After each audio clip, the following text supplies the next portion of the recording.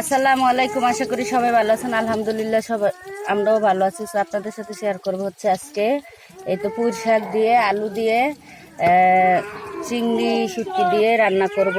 তো এখন হচ্ছে আপনার আলু আর দেখেন পুঁই শাক কীভাবে কেটে নিয়েছে। হ্যাঁ, এখানে হচ্ছে আপনার কিছু পুঁই শাক গাছের আছে আর কিছু পুঁই শাক দেখেন না কেমন হলুদ হয়ে গেছে, কারণ এই পুঁই শাকটা বাজার থেকে কিনে আনছিলাম, প্রায় এক সপ্তাহ হয়ে গেছে, ফ্রিজে রেখে দিছি। তো এই তো এখন আমি চুলায় তেল দিয়ে পেঁয়াজটা দিয়ে দিছিলাম, তাদের সাথে কথা বলতে বলতে পেঁয়াজটা হয়ে গেছে। তো এখন এই পর্যায়ে আমি মাছগুলো দিয়ে দিব, চিংড়ি মাছগুলো ভেজে নিব। তো এই তো চিংড়ি মাছটা ভেজে নিচ্ছি। আর হ্যাঁ, সবাই দোয়া করবেন আমাদের জন্য। ছোট বোনের মেয়ে হয়েছে গতকাল রাত্রে, তো সবাই দোয়া করবেন যাতে দুজন ভালো থাকে, সুস্থ থাকে। আর এখন ছোট বোনের আর একটা বাচ্চা আছে, তো ছোট ওই বাচ্চাটা কাঁদতেছে, তার আম্মু অসুস্থ, এখন সে খালি কান্নাকাটি করতেছে, যার জন্য ভিডিওতে একটু সমস্যা হইতেছে। আর যেহেতু আমি এডিট করি না, তো সাউন্ড থাকতে।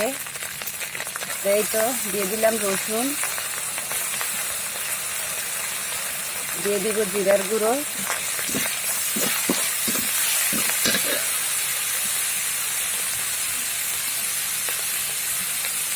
দিয়ে দিচ্ছি লবণ,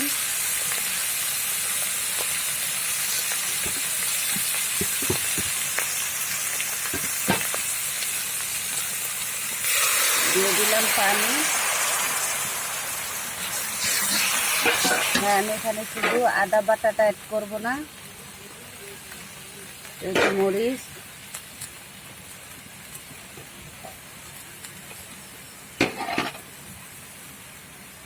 আর এই তো হলুদের গুঁড়ো। আপনারা যে যেরকম ঝাল খান, যেরকম হলুদের কালার পছন্দ করেন, সেরকমটাই দিবেন মশলা। আর হচ্ছে হলুদ মরিচ আসলে এটা হচ্ছে যে যার যার মতো করে খায়, এক একজনের মতো খায়। তো এই আর কি, তার ওই পরিমাপ মতো দিলেই হবে। এখন হচ্ছে আমার মশলাটা, মাছটা সুন্দরভাবে কষানো হোক।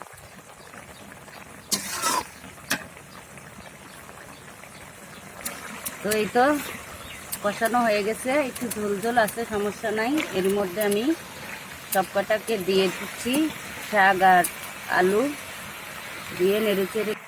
এই তো শাক দিয়ে দিয়েছি, এখন নেড়ে চেড়ে নিলাম।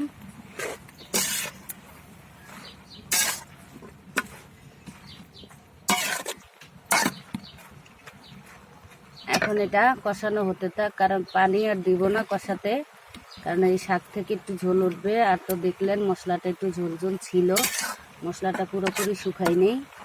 তো এতে এটা কষানো হয়ে যাবে, হতে থাক।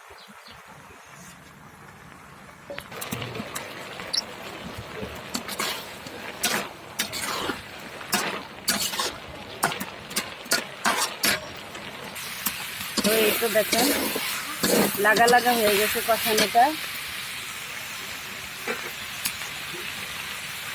এখন ঝোল দিয়ে দিচ্ছি, কারণ পুঁই শাক কিছু কিনা আছে আর আজকে গাছ থেকে কিছু পারছিলাম, তো যার জন্য কিনা যেটা এটা একটু শক্ত আর কেমন হয়ে গেছে।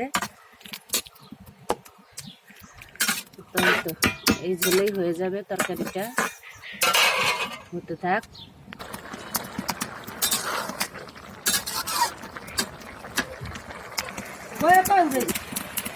এই তো দেখেন তরকারিটা হয়ে গেছে, এখন দিয়ে দিলাম একটু ভাজা জিরার গুঁড়ো, দিয়ে নেড়ে চেড়ে নিয়ে তারপরে উঠিয়ে ফেলবো, কারণ আলু এতটুকু ঝোল দেখেন নাই, হালকা হালকা ঝোল, এই ঝোলটা আলু টেনে নিবে। তো এই তো অবশেষে তরকারিটা উঠিয়ে নিলাম। কেমন হয়েছে কমেন্টে জানাবেন। কালারটা অবশ্যই কত সুন্দর হয়েছে দেখেন, আর এভাবে ট্রাই করবেন, অনেক টেস্টি হয়। কারণ চিংড়ি শুটকি, চিংড়ি মাছের মধ্যে আমার কাছে স্বাদ লাগে, আমার কাছে চিংড়ি শুটকি হোক বা চিংড়ি মাছ হোক অনেকটা পছন্দ।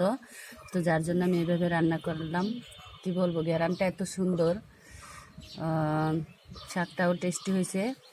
তো ওই যে বললাম, এই যে কিছু শাক দেখেন সবুজ আছে, রান্নার পরও আর কিছু শাক লাল হয়ে গেছে। কারণ হচ্ছে শাকটা অনেক দিনের ফ্রিজে রাখা ছিল, বাজার থেকে কিনা। তো টাটকা শাক দিয়ে রান্না করলে পুরো শাকটাই সবুজ, আরও টেস্টটা বেড়ে যায়। তো সবাই ভিডিওটা শেয়ার করবেন, লাইক করবেন, অবশ্যই কমেন্টে জানাবেন কেমন হয়েছে। সবাই ভালো থাকবেন, সুস্থ থাকবেন। আল্লাহ হাফেজ।